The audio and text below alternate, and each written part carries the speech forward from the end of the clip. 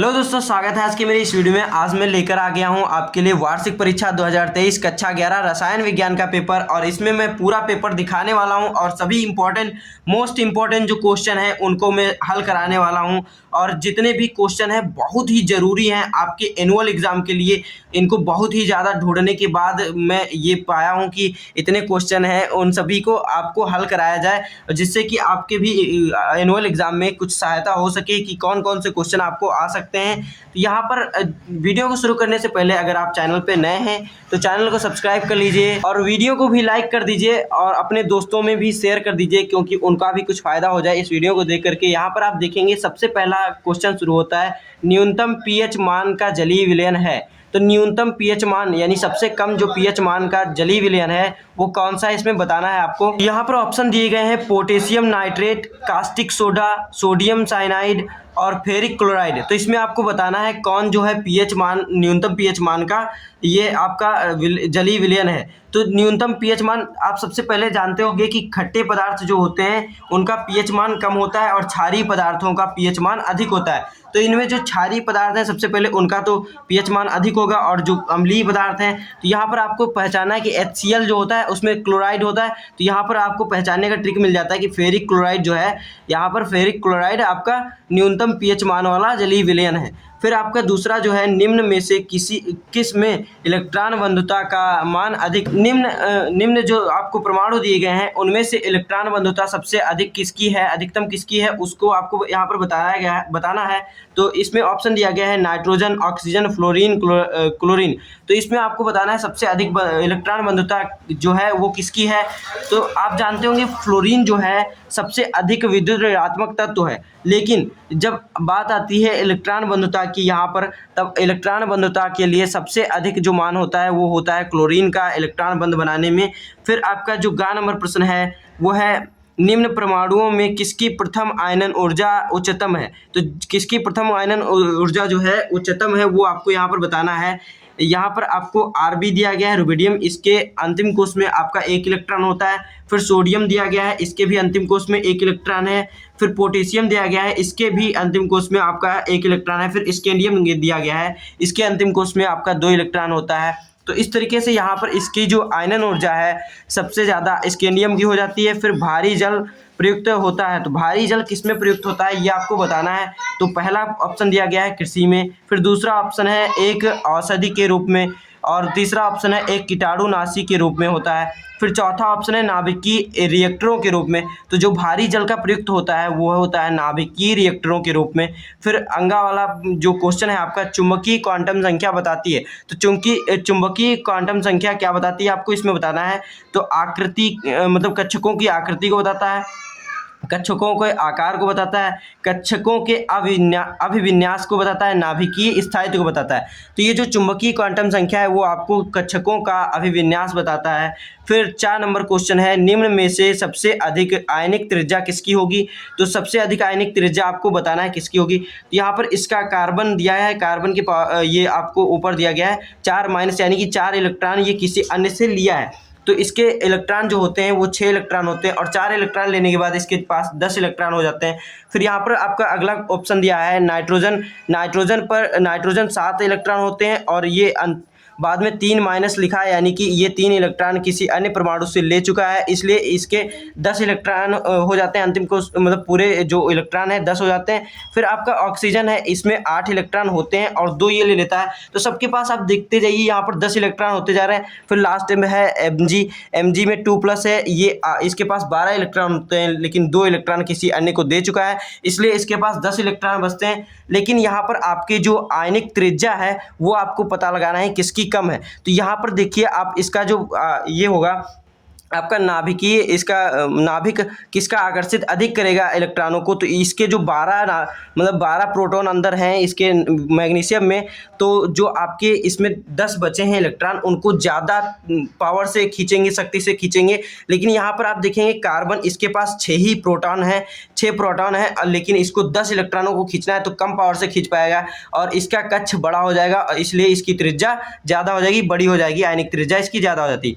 फिर H2SO8 में S की ऑक्सीकरण संख्या बतानी है। तो H2OS2 और O8 में S की ऑक्सीकरण संख्या क्या है, यहाँ पर आपको बताना है। तो इसका मैं सॉल्यूशन करके अभी दिखा रहा हूँ। इसका जो सॉल्यूशन है यहाँ पर आप देखेंगे तो ये जो H2 है ना हाइड्रोजन, और हाइड्रोजन की संयोजकता कितनी होती है, 1 होती है। और 2 हाइड्रोजन होने के लिए इसके लिए 2 गुणे 1 कर देते हैं। प्लस में S2 जो है इसके लिए S की ऑक्सीकरण संख्या निकालनी है तो S को हम x मान लेते हैं, और 2s होने के लिए 2x कर देते हैं। प्लस में जो O8 है इसके O की संयोजकता कितनी होती है, -2, और 8 होने के कारण इससे 8 से गुणा कर देते हैं, बराबर में 0। फिर 2 यहाँ पर 2 × 1 2 हो जाएगा, प्लस में 2x ऐसे ही रख देंगे। फिर -2 × 8 -16 हो जाएगा, बराबर में 0। फिर इसी तरीके से 2 और -16 में से अगर जब घटाएंगे 2 को तो यहाँ पर -14 बचेगा, 2x - 14 बराबर 0। फिर 2x बराबर में इसको 14 को उधर पक्षांतरित कर देंगे तो यहाँ पर 2x बराबर 14 आ जाएगा, और 2 से इसको डिवाइड जब करेंगे 14 को तो यहाँ पर आ जाएगा आपका x बराबर में 7। तो इस तरीके से इसकी जो आपकी ऑक्सीकरण संख्या है, तो यहाँ पर पहला ऑप्शन दिया गया है +4, ये तो गलत हो जाता है। +5 ये भी गलत हो जाता है। तीसरा ऑप्शन +6 ये भी गलत हो जाता है। तो चौथा ऑप्शन जो आपका +7 है ये आपका एकदम राइट आंसर हो जाता है। फिर आपका 12 नंबर प्रश्न दिया गया है, निम्न में से जो CH3 निम्न में ये जो निम्न है इनमें से CH3O CH2H5 का कौन सा IUPAC नाम सही है। तो आप जानते होंगे ये जो O बीच में लगा होता है इसको ऑक्सो, ये एक क्या है आपका क्रियात्मक समूह है। तो ये इसमें इसके लिए जो नाम बनता है वो होता है एल्किल एल्कॉक्सी, मतलब एल्कॉक्सी एल्केन। इसका जो नाम बनता है वो होता है एल्कॉक्सी एल्केन। तो इसके लिए ये नाम हो जाएगा, पहला नाम दिया गया है मेथॉक्सी एथेन, तो ये एल्कॉक्सी एथेन से मैच करता है ना, तो यही वाला इसका आंसर राइट हो जाता है। अब बाकी सब गलत हैं, मेथिल एथिल ईथर ये भी गलत है, मेथिल एथिल मेथिल ईथर ये भी गलत है, मेथॉक्सी मेथेन ये भी गलत है। अब हम बढ़ेंगे अपने अगले क्वेश्चंस पे, इसका आंसर सही हो जाता है मेथॉक्सी एथेन। तो चलिए आगे को क्वेश्चन हम हल करते हैं। तो यहाँ पर आपको दूसरा प्रश्न दिया गया है, ये आपका लॉन्ग आंसर से स्टार्ट हो चुके हैं। यहाँ पर आपके टिक द करेक्ट जो थे वो खत्म हो चुके हैं, और इस तरीके से यहाँ पर दूसरे का आयनन एंथैल्पी को समझाइए। आयनन एंथैल्पी क्या होती है उसको आपको समझाना है। और यहाँ पर विभव कटा है, यानी कि आयनन विभव या फिर आयनन विभव भी होता है, आयनन एंथैल्पी को ही आयनन विभव भी कहते हैं, इसीलिए यहाँ पर विभव लिखा था लेकिन उसको मैंने काट दिया, अलग कर दिया है। को समझाइए किसी विलगित यानी आइसोलेटेड, यानी कि अन्य सभी चीज़ों से अलग जब किसी चीज़ को कर देते हैं तो विलगित यानी अलग हो गया, आइसोलेटेड हो गया। गैसीय अवस्था वाले, गैसीय अवस्था होनी चाहिए, इसकी गैसीय अवस्था परमाणु के सबसे शिथिलता, मतलब सबसे जो लूज होते हैं, ढीले होते हैं, शिथिल होते हैं, बंद, लूजली बाउंड, ये लिखा है ना, लूजली बाउंड इलेक्ट्रॉन बॉन्ड होता है, ये बाउंड यहाँ पर हिंदी में लिखा गया है ना। इलेक्ट्रॉन को परमाणु से अलग करने के लिए, यानी कि जो लूज बंध हैं, ढीले बंध हैं, उनको इलेक्ट्रॉन को परमाणु से अलग करने के लिए आवश्यक ऊर्जा ही आयनन ऊर्जा या आयनन विभव या फिर आयनन एंथैल्पी कहलाता है। इसके 3 नाम है, आयनन ऊर्जा, आयनन विभव, आयनन एंथैल्पी कहलाती है। इस तरीके से आप समझ लीजिए, अगर कोई परमाणु है उसमें जो लूज बंध आपके इलेक्ट्रॉन हैं, लूज बंधे हुए इलेक्ट्रॉन हैं, उनको आपको जो परमाणु से अलग करने में जो ऊर्जा लगती है उसी को आपको आयनन एंथैल्पी कहना होता है। आयनन एंथैल्पी या फिर आयनन ऊर्जा या फिर आयनन विभव कहते हैं। फिर आपका दूसरा प्रश्न है पाई बंध को उदाहरण देकर समझाइए। तो पाई बंध क्या है उसको आपको उदाहरण देकर समझाना है। तो आप जानते होंगे परमाणविक जो पाई बंध होता है वो एक स्पर्शीय अतिव्यापन से बनता है। तो परमाणविक कक्षक के स्पर्शीय मतलब कि स्पर्शीय अतिव्यापन से निर्मित बंध पाई आबंध कहलाता है। जो आपका पाई बंध है वो स्पर्शी, इस तरीके से देखिए, स्पर्श करके अतिव्यापन जो करता है उससे ये स्पर्शीय अतिव्यापन से ये पाई बंध का निर्माण होता है। इस तरीके से यहाँ पर मैंने उदाहरण देकर समझाया है। पाई बंध कहलाता है, यह दुर्बल आबंध होता है, यानी कि यह दुर्बल होता है, कमजोर होता है, कमजोर आबंध होता है। फिर इसका उदाहरण दिया है मैंने O2 जो होता है उसके O और O दूसरे ऑक्सीजन की बंध जो बंध बनता है वो सहसंयोजन बंध, डबल बॉन्ड बनते हैं। यहाँ पर 2 इलेक्ट्रॉन पेयर मतलब कि आपस में साझा होता है, सहसंयोजन बंध बनता है। यहाँ पर ऑक्सीजन एक बंध जो होगा आपका सिग्मा बॉन्ड होगा और दूसरा बंध होगा जो वो उसे पाई बॉन्ड कहेंगे। तो इस तरीके से यहाँ पर अतिव्यापन करके बन जाता है, स्पर्शीय अतिव्यापन से आपका पाई बंध बनता है, उसे पाई बंध कहते हैं। फिर यहाँ पर आप देखेंगे तीसरा प्रश्न दिया गया है, गा नंबर है साम्य स्थिरांक को परिभाषित कीजिए। तो साम्य स्थिरांक यानी कि इक्विलिब्रियम कांस्टेंट क्या है उसको आपको डिफाइन करना है। तो यहाँ पर इक्विलिब्रियम कांस्टेंट यानी कि साम्य स्थिरांक स्थिर ताप पर रासायनिक अभिक्रिया, कोई रासायनिक अभिक्रिया करनी है स्थिर ताप पर, और कोई भी भौतिक पदार्थ की, किसी भौतिक पदार्थ की अभिक्रिया की दर, जो अभिक्रिया की दर है उसके सक्रिय द्रव्यमान एक्टिव मास के समानुपाती होती है। यानी कि आपका कोई भी एक, पहले तो सबसे पहले आपको स्थिर तापमान लेना है, यानी कि तापमान जो है वो हमेशा परिवर्तित ना हो, एक ताप जो है उसी ताप पर स्थिर रहे।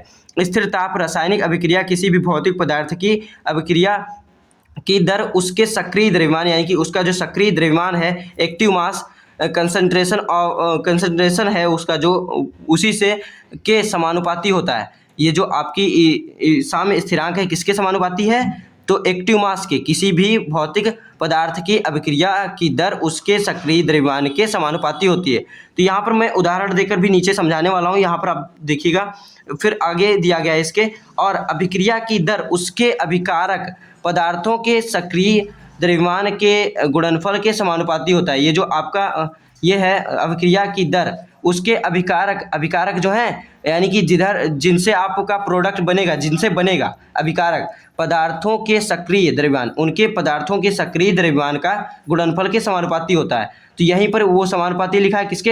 एक्टिव मास के, और किसके? उनके गुणनफल के समानुपाती होता है। ये जो आपके एक्टिव मास होंगे, मतलब कि दो कोई भी रिएक्टेंट होंगे यानी कि अभिकारक होंगे, उनके जो आपके एक्टिव मास होगा उसका जो गुणनफल होगा उसके समानुपाती होगा क्या? साम्य स्थिरांक। तो वही माना स्थिर ताप पर एक उत्क्रमणीय समांगी इस अभिक्रिया निम्नलिखित है। तो क्या अभिक्रिया है? ए बी सी डी, आपको ले लेना है अभिकारक और उत्पाद। तो ए बी मान लीजिए अभिकारक थे, सब गैसीय अवस्था में यहाँ पर लिए गए हैं, अभिकारक उत्पाद थे, मतलब ए बी उत्पाद अभिकारक हैं और सी डी जो है उत्पाद हैं। तो यहाँ पर इसका सक्रिय द्रव्यमान जो होगा concentration of A, concentration of B, concentration of C, concentration of D, इस तरीके से आपका सक्रिय द्रव्यमान हो जाता है। फिर आर एफ यानी कि रिएक्शन जो है, reaction forward direction, F forward direction समानुपाती है किसके? ये आपका कंसंट्रेशन ऑफ ए यानी रिएक्टेंट जो अभिकारक है उसका, और कंसंट्रेशन ऑफ बी, दोनों के गुणनफल के समानुपाती है क्या? साम्य स्थिरांक है। तो इस तरीके से इसको इस तरीके से लिख दिया जाता है। ये जो समानुपाती है इसका चिन्ह हट करके ये कांस्टेंट, ये के एफ में बदल जाता है। इसी को कहते हैं यहाँ के एफ अग्र अभिक्रिया का स्थिरांक है। तो आपको साम्य स्थिरांक जो यहाँ पर है वो ये इसकी परिभाषा हो जाती है। इस तरीके से मैंने उदाहरण दे करके समझा दिया है। तो यहाँ पर अब आपका चौथा प्रश्न दिया गया है, घ नंबर है, और जल की अस्थायी एवं स्थायी कठोरता के क्या कारण हैं ये आपको बताना है। यहाँ पर जल की स्थायी कठोरता क्या है और जल की अस्थायी कठोरता क्या है इसके बारे में बताना है। तो यहाँ पर ये क्वेश्चन जो है आपके बोर्ड एग्जाम, मतलब कि ये जो आपका एनुअल एग्जाम है उसके लिए बहुत ही इंपॉर्टेंट है, और ये शायद मेरे स्कूल में जो है इसके बारे में हिंट भी दिया गया था कि ये आपका जल की अस्थायी और स्थायी कठोरता के बारे में आपके पेपर में कुछ क्वेश्चन पूछे जा सकते हैं। तो इसके लिए मैं ये क्वेश्चन ढूंढ के लाया हूँ, ये इंपॉर्टेंट क्वेश्चन है। वैसे तो सभी क्वेश्चन जो है सभी इंपॉर्टेंट ही मैंने खोज के लाया है। तो यहाँ पर आप देख लीजिए अस्थायी कठोरता क्या है। अस्थायी कठोरता जल में कैल्शियम तथा मैग्नीशियम के हाइड्रोजन कार्बोनेट की उपस्थिति के कारण होता है। किसके कारण होता है? कैल्शियम तथा मैग्नीशियम के हाइड्रोजन कार्बोनेट की उपस्थिति के कारण होता है। कैल्शियम तथा मैग्नीशियम के हाइड्रोजन कार्बोनेट की उपस्थिति के कारण होता है। इसे उबालकर दूर भी किया जा सकता है। यानी कि ये जो आपकी अस्थायी कठोरता है, इसको अगर हम इस अस्थायी कठोरता जो जल की है उस जल को अगर हम उबाल देते हैं तो उसकी कठोरता जो है वो दूर हो जाती है, यानी कि हट जाती है, खत्म हो जाती है। और स्थायी कठोरता क्या है? स्थायी कठोरता जल में विलेयशील कैल्शियम तथा मैग्नीशियम क्लोराइड तथा सल्फेट के रूप में घुले रहने के कारण होती है। यहाँ पर भी आपका कैल्शियम तथा मैग्नीशियम था, लेकिन उसके आगे आपका हाइड्रोजन कार्बोनेट की उपस्थिति थी। लेकिन यहाँ पर कैल्शियम तथा मैग्नीशियम क्लोराइड तथा सल्फेट के रूप में घुले रहने के कारण होती है। यानी कि अगर कैल्शियम तथा मैग्नीशियम क्लोराइड तथा सल्फेट के रूप में घुले रहने के कारण होती है इसकी स्थायी कठोरता। फिर आपका आ जाता है पांचवा प्रश्न जो है, क्षार धातुएं प्रकृति में क्यों नहीं पाई जाती हैं। तो क्षार धातुएं प्रकृति में क्यों नहीं पाई जाती हैं ये बताना है आपको। क्योंकि यहाँ पर बहुत अधिक अभिक्रियाशील के कारण, क्षार धातुएं जो होती हैं वो बहुत अधिक अभिक्रियाशीलता के कारण क्षार धातुएं प्रकृति में मुक्त अवस्था में नहीं पाई जाती हैं। जो ये क्षार धातुएं बहुत ज़्यादा रिएक्शन करती हैं, कोई भी चीज़ मिलता है इनको उससे रिएक्शन करने लगती हैं, इसके लिए ये प्रकृति में ये आपके मुक्त अवस्था में नहीं पाई जाती हैं। और फिर आपका जो तीसरे का नंबर प्रश्न है, ये है मोल की अवधारणा को संक्षिप्त में समझाइए। तो मोल की अवधारणा क्या है, उसको आपको संक्षिप्त छोटे में ही समझाना है, ज़्यादा बड़ा नहीं करना है इसके लिए। तो आपको मोल की अवधारणा क्या है उसको समझाना है। तो मोल की अवधारणा एक मोल पदार्थ की वह मात्रा, यानी एक मोल पदार्थ की वह मात्रा है जिसमें उतने मौलिक गुण अभी जितने होंगे वो बताया जाएगा। उतने मौलिक कण परमाणु हों जिसमें 12 ग्राम कार्बन 12 समस्थानिक, जो कार्बन 12 समस्थानिक है उसके 12 ग्राम में परमाणुओं की संख्या को ही एक मोल कहते हैं या फिर मोल कहते हैं। तो C12 के 12 ग्राम परमाणु के समस्थानिक के कुल मौजूद परमाणुओं की संख्या को मोल कहते हैं। इस तरीके से ये मोल की अवधारणा पर संक्षिप्त आपका ये हो जाता है टिप्पणी। फिर यहाँ पर आप देखेंगे पाउली का अपवर्जन का नियम जो है, पाउली का अपवर्जन नियम वो क्या है, परमाणु में उपस्थित किन्हीं 2 इलेक्ट्रॉनों की चारों क्वांटम संख्याएं समान नहीं होती हैं। ये आपका पाउली ने बताया कि जो परमाणु है उसमें किन्हीं 2 इलेक्ट्रॉनों की चारों क्वांटम संख्याएं जो हैं वो समान नहीं हो सकती हैं। इसी सिद्धांत के अनुसार किसी कक्षक में इलेक्ट्रॉन की अधिकतम संख्या 2 होती